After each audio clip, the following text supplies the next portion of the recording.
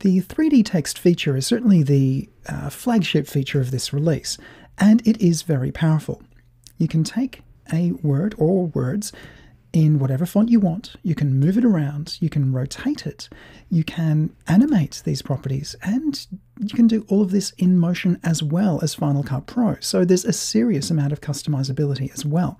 And we will be covering this in a Motion course for the new release of Motion 5.2 as well. To take a quick look through what the options are, I'm going to head to Titles and to the new 3D category and have a quick look.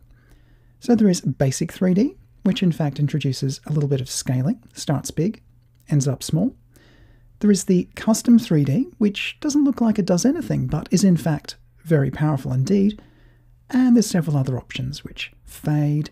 There's a lower third with a really quite minimal amount of 3D applied.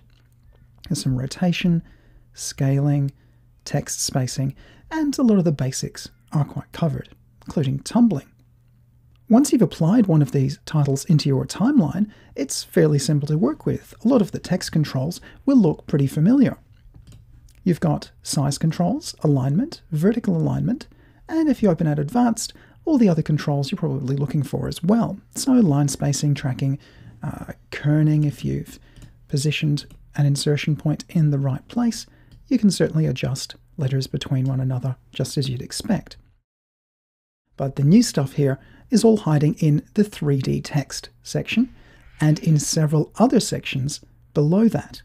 Now, there's quite a lot to it, so we're going to take a little bit more time and look at each of these areas in a bit more detail.